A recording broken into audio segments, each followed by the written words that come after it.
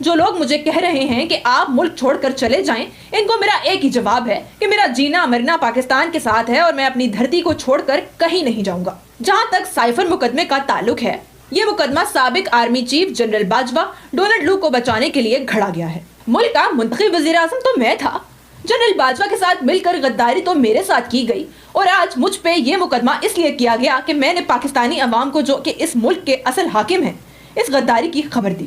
مجھے اگر کسی چیز کی تکلیف ہے تو ان کارکنان، خصوصاً خواتین کارکنان کی اسیری کی، جنہیں طاقت کے گھمنڈ میں مبتلا چند افراد نے اپنی انا کی تسکین کے لیے کئی ماہ سے قید کیا ہوا ہے۔ میری عدلیہ سے اپیل ہے کہ ہمارے کارکنان کو رہائی دلائی جائے گی۔ آخر میں آپ نے ہمت نہیں ہارنی، آپ ثابت قدمی سے ڈٹے رہیں۔ یہ آزمائش کا وقت ختم ہو کر رہے گا، کیونکہ اللہ تعالیٰ کا فرمان ہے کہ ہر مشکل کے ساتھ آسانی ہے۔ آپ ہر فورم پر اس غیر منتخب حکمران ٹولے اور ان سہولت کاروں کے خلاف آواز اٹھاتے رہیں۔